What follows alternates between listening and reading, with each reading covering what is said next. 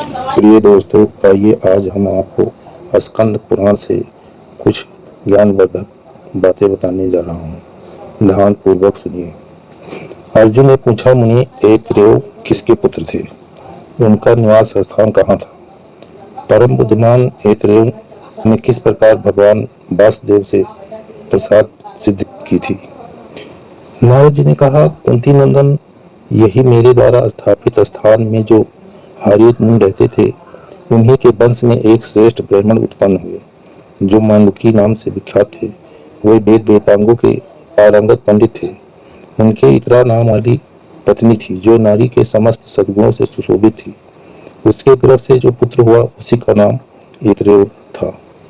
ऐतरेय बाल्यावस्था से ही निरंतर द्वादश अक्षर मंत्र ओम नमो भगवते वासुदेवाय का जप करता था। उसे पूर्व जन्म में ही इस मंत्र की शिक्षा मिली थी। वो न तो किसी की बात सुनता था, न स्वयं कुछ बोलता था और न अध्ययनरत ही करता था। इससे सबको निश्चय हो गया था कि यह बालक गूंगा है। पिता ने अनेक उपायों से उसको समझाया, बोध कराया, परंतु उसने लौकिक व्यवहारों में कभी मन नहीं लगाया। यह देख पिता ने भी यही निश्चय कर लिया कि यह सर्वथा जड़ है। तब उन्होंने पिंगा नाम वाली दूसरी स्त्री से विवाह किया और उससे 4 पुत्र उत्पन्न किए जो वेद वेदांगों के विद्वान हुए।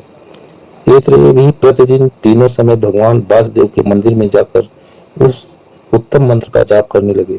वह दूसरे किसी कार्य में परिश्रम नहीं करते थे। एक दिन उनकी माता इतरा अपनी सौत के पुत्रों की योग्यता देखकर संत परिचित हो अपने पुत्र से बोली, अरे तू तो मुझे क्लेश देने के लिए ही पैदा हुआ। मेरे जन्म और जीवन को धिक्कार है। संसार में उस नारी का जन्म निश्चय ही व्यर्थ है जो पद के द्वारा स्थित हो और जिसका पुत्र गुणवान न हो। वस्तु मैं बड़ी खोटे भाग वाली हूँ, इसीलिए मैं ही सागर संगम में डूब मरूंगी। मेरा मर जाना ही अच्छा है। जीवित रहने में मुझे क्या लाभ है? मेरे मर जाने का तू भी भगवान का महामौनी भक्त होकर दीर्घ काल तक आनंद भोगना।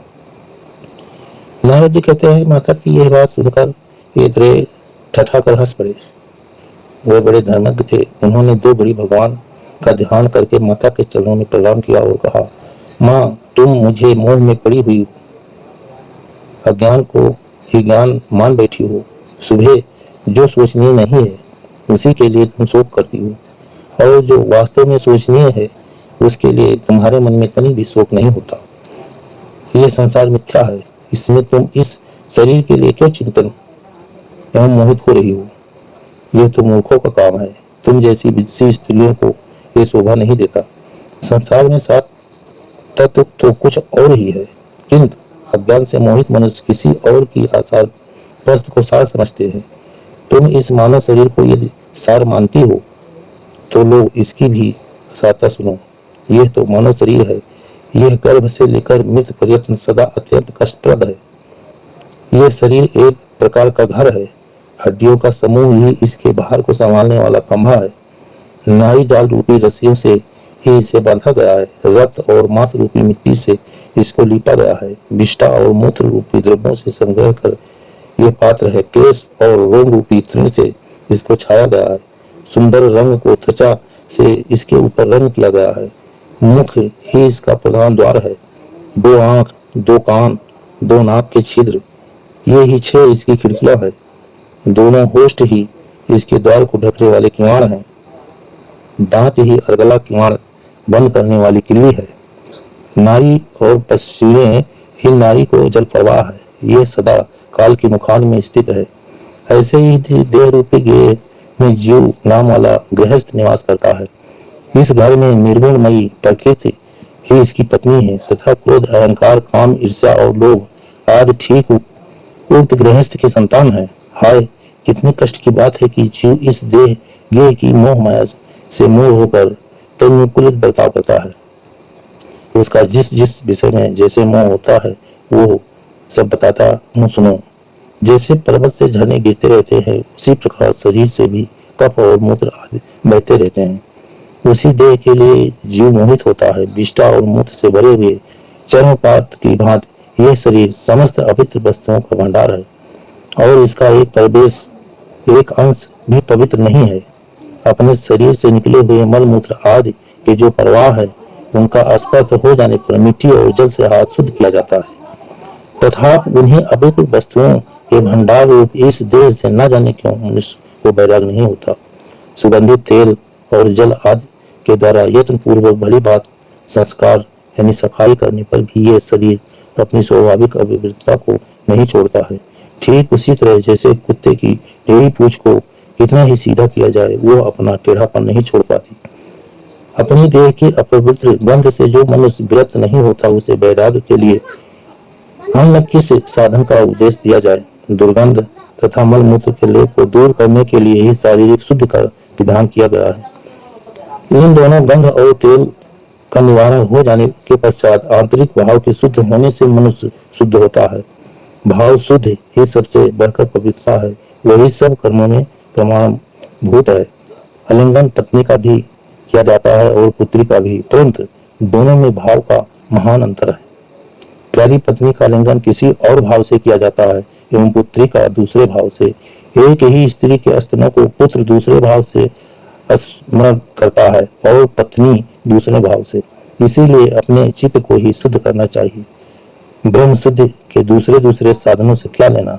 भाव दृष्टि से जिसका अंतःकरण अत्यंत शुद्ध है वह स्वर्ग और मोक्ष को भी प्राप्त कर लेता है। ज्ञान रूपी निर्मल जल और वैराग्य रूपी मृतिका से ही पुरुष के अभिज्ञ एवं रागमय मल मूत्र से लेप और दुर्गंध का शोधन होता है। इस प्रकार इस शरीर को स्वभावतः अशुद्ध माना गया है। जैसे केले के वृक्ष में केवल वक्कल ही सार है, उसी प्रकार इस देह में केवल त्वचा मात्र सार है। वास्तव में तो ये सर्वथा निसार है। जो बुद्धिमान अपने शरीर को इस प्रकार दोष युक्त जानकर उदासीन हो जाता है उसकी ओर से अनुराग शिथिल कर लेता है, वही इस संसार बंधन से छूट कर निकल पाता है। किंतु जो दृढ़ता पूर्वक इस शरीर को पकड़े हुए रहता है, इसका मुंह नहीं छोड़ता, वो संसार में ही पड़ा रह जाता है। इस प्रकार ये मानव जन्म लोगों के अज्ञान दोष से तथा नाना क्रम पश्चात दुख स्वरूप और महान कष्टप्रद बताया गया है। जैसे बड़े भाई पर्वत से दबा हुआ कोई प्राणी बड़े कष्ट से पीड़ित रहता है, उसी प्रकार गर्भ की झिल्ली में बंधा हुआ मनुष्य महान कष्ट से वहां ठहर पाता है। जैसे समुद्र में गिरा हुआ कोई मनुष्य अत्यंत व्याकुल होकर बड़े भारी दुख से घिर जाता है, उसी प्रकार गर्भपात जल से भीगे हुए अंगों वाला गर्भस्थ शिशु अत्यंत व्याकुल रहता है। जैसे किसी को लोहे के घड़े में रखकर आग से पकाया जाता है, वैसे ही गर्भ रूपी घट में डाला हुआ जीव जठराल की आंच से पकता रहता है। यदि आग के समान दहकती हुई सुइयों से किसी को निरंतर छेदा जाए तो उसे जितनी पीड़ा हो सकती है उससे 8 गुना पीड़ा गर्भ में भोगना पड़ता है। इसी प्रकार स्थावर जंगम सभी प्राणियों को अपने अपने गर्भ के अनुरूप ये महान गर्भ दुख प्राप्त होता है, ऐसा कहा गया है। गर्भ में स्थित होने पर सभी को अपने पूर्व जन्मों का स्मरण हो आता है। उस समय जीव इस प्रकार सोचता है, अहो मैं मरकर पुनः उत्पन्न हुआ और उत्पन्न होकर पुनः मृत्यु को प्राप्त हुआ। जन्म ले लेकर मैंने सहस्त्रों योनियों का दर्शन किया। इस समय जन्म धारण करते ही मेरे पूर्व संस्कार जाग उठे हैं, इसीलिए अब मैं ऐसे कल्याणकारी साधन का अनुष्ठान करूंगा जिससे पुनः मेरा गर्भवास न हो। संसार बंधन को दूर करने वाले भगवतीय तत्व ज्ञान का मैं निरंतर चिंतन करूंगा। इस प्रकार उस दुख से छूटने के उपाय पर विचार करता हुआ गर्भस्थ जीव चिंतामग्न रहता है। जब उसका जन्म होने लगता है उस समय तो उसे गर्भ की अपेक्षा 1 गुना अधिक दुख होता है। गर्भवास के समय जो सद्बुद्धि जागृत हुई रहती है वह जन्म हो जाने पर नष्ट हो जाती है। बाहर की हवा लगते ही मोटा आ जाती है। मोहग्रस्त होने पर शीघ्र ही उसकी स्मरण शक्ति का नाश हो जाता है। स्मरण शक्ति नाश होने पर पूर्व कर्म पश्चात जीव का पुनः उसी जन्म की शरीर आदि में अनुराग हो जाता है। इस प्रकार राग और मोह के वशीभूत हुआ वो संसार में न करने योग्य पापादि कर्मों में लग जाता है। उनमें फंसकर न तो वो अपने को जानता है न दूसरों को जानता है और न किसी देवताओं को ही समझता है। अपने प्राण कल्याणकारी बात तक नहीं सुनता, आंख रहते हुए भी नहीं देखता। समतल मार्ग पर धीरे धीरे चलते हुए भी वो पग पग पर लड़खड़ाता है। विद्वानों के समझाने पर भी बुद्धि रहते हुए भी वो नहीं समझ पाता। इसलिए राग और मोह के वशीभूत होकर संसार में क्लेश उठाता रहता है। जन्म लेने पर गर्भ काल में जागृत हुई पूर्व जन्म की स्मृति अथवा गर्भ के दुखों की स्मृति नहीं रहती। इसलिए महर्षियों ने गर्भ दुख का निरूपण करने के लिए शास्त्रों का प्रतिपादन किया है। वह शास्त्र स्वर्ग और मोक्ष के उत्तम साधन है। उन सब कार्यों और प्रयोजनों को सिद्ध करने वाले इस शास्त्र ज्ञान के रहते हुए भी लोग उससे अपने कल्याण का साधन नहीं रखते। यह अत्यंत अद्भुत बात है। बाल्यावस्था में इंद्रियों की वृत्तियां अव्यक्त रहती हैं, इसलिए जीव उस समय महान दुख को बताने की इच्छा होने पर भी बता नहीं सकता और न उस दुख के निवारण के लिए कुछ कर ही सकता है। फिर जब बात उठने लगता है तब उसे महान कष्ट भोगना पड़ता है। मौन रोग, सिर दर्द, नाना प्रकार के बाल रोग तथा उठना आदि बाल गृह आज से भी बालक को बड़ी पीड़ा होती है। भूख प्यास की पीड़ा से उसके सब अंग व्याकुल रहते हैं तथा वो वही खाट आदि पर पड़ा हुआ रोता रहता है। इसके बाद जब वो कुछ बड़ा होता है तब अक्षरों के अध्ययन आदि से और गुरु के शासन से उसको महान दुख होता है। युवावस्था में राजोत्तम पुरुष की संपूर्ण इंद्रिया वृत्तियां काम तथा राग की पीड़ा से सदा मतवाली रहती है, इसलिए उसे भी कहां से सुख प्राप्त हो सकता है। मोहवश पुरुष को यदि कहीं अनुराग हो जाता है तो ईर्ष्या के कारण उसे बड़ा भारी दुख होता है। जो उत्तम और क्रोधी है उसका कहीं भी राग होना केवल दुख कारण ही है। रात में कामाग्नि जनित खेद से पुरुष को निद्रा नहीं आती। दिन में भी द्रव्योपार्जन की चिंता लगी रहने के कारण उसे सुख नहीं मिल सकता। स्त्रियां सब दोषों का आश्रय है। यह बात भली बात जान लेने पर भी लोग जो उनके मैथुन से सुख मानते हैं उनका वह सुख मलमूत्र त्याग के सदृश माना गया है। समान अपमान के प्रियजनों का संयोग वियोग से तथा जवानी वृद्धावस्था से प्राप्त ग्रस्त है। निर्भीक सुख कहाँ है। युवावस्था का शरीर एक दिन जरा अवस्था से जर्जर कर दिए जाने पर संपूर्ण कार्यों के लिए असमर्थ हो जाता है।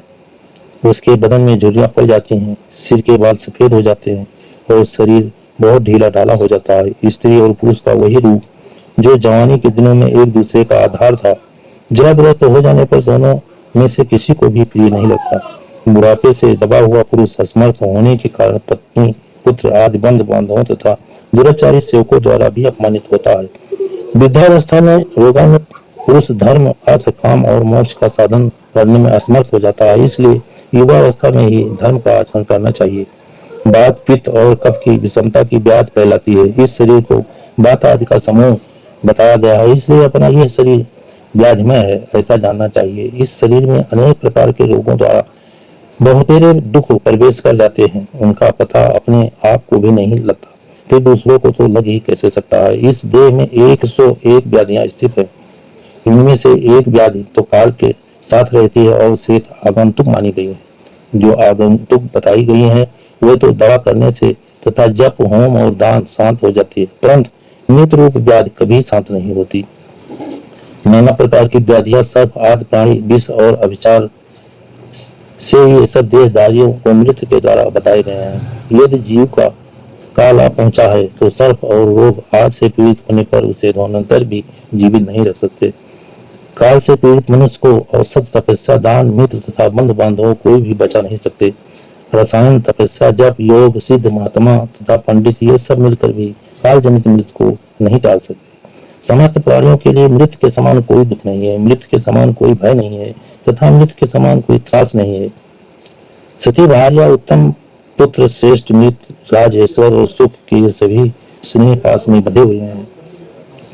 मृत्यु इन सबका उच्छेद कर डालती है। माँ, क्या तुम नहीं देखती कि हजारों मनुष्यों से 5 भी शायद ऐसे नहीं होंगे जो पूरे 100 वर्षों तक जीने वाले हों। कोई 80 वर्ष और 70 वर्ष की अवस्था में मरते हैं। प्राय 60 वर्ष तक की ही लोग परमायु हो जाती है, किंतु वो भी सबके लिए निश्चित नहीं है। जिस देहधारी को अपने पूर्व कर्मानुसार जितनी आयु प्राप्त होती है उसका आधा भाग तो मृत्यु रूप बड़ी रात हर लेती है। बाल्यावस्था, अबोधावस्था तथा वृद्धावस्था के द्वारा 20 वर्ष और व्यतीत हो जाते हैं जो धर्म, अर्थ और काम किसी के भी उपयोग में नहीं आते। शेष आयु का आधा भाग मनुष्य पर आने वाले बहुत से भय तथा अनेक प्रकार के रोग और शोक आदि हर लेते हैं। इन सबसे जो शेष रह जाता है वही मनुष्य का जीवन है। इस जीवन के समाप्त होने पर मनुष्य अत्यंत भयंकर मृत्यु को प्राप्त होता है। मृत्यु के बाद वो अपना करोड़ों योनियों में जन्म ग्रहण करता है। कर्मों की गणना के अनुसार देह भेद से जो जीव का एक शरीर से वियोग होता है उसे मृत नाम दिया जाता है। वास्तव में उसके जीव का विनाश नहीं होता। मृत्यु के समय महान मोह को प्राप्त हुए जीव के मन मस्थान जब विद्रोह होने लगते हैं, उस दशा में उसे जो वह भारी कष्ट भोगना पड़ता है, उसकी इस संसार में कहीं उपमा नहीं है। जैसे सांप मेढक को निकल जाता है, उसी प्रकार मृत्यु जब मनुष्य को निकलने लगती है, उस समय वो हातात हामात हापांते इत्यादि रूप से पुकारता हुआ अत्यंत दुखी होकर रोता रहता है। भाई बंधुओं से साथ छूटा रहता है, प्रेमी जन उसे चारों ओर से घेर कर खड़े हैं।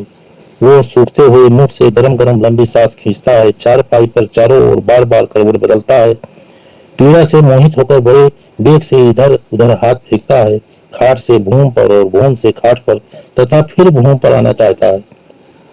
उसके वस्त्र खुल गए हैं, लज्जा छूट चुकी है, विष्ठा और मूत्र में सना हुआ है, कंठ होंठ और तालू सूख जाने के कारण बार बार पानी मांगता है। अपने धन वैभव के लिए इसी बात की चिंता करता है कि मेरे मर जाने पर ये किसके हाथ में पड़ेंगे। पुनः कालपस के खींचे जाने पर उसका गला भुभुनाने लगता है और पार्श्ववर्ती लोगों के देखते देखते मृत्यु को प्राप्त हो जाता है। जैसे का जल में बहते हुए तिनके के अंत तक पहुंचकर जब दूसरा तिनका थाम लेती है। इस वीडियो के आगे का भाग अगले वीडियो में देखें। चैनल पर नए हैं तो चैनल को सब्सक्राइब कर लेना और वीडियो को लाइक कर देना और शेयर भी कर देना। चलो मिलते हैं अगले वीडियो में। धन्यवाद। जय हिंद, जय भारत।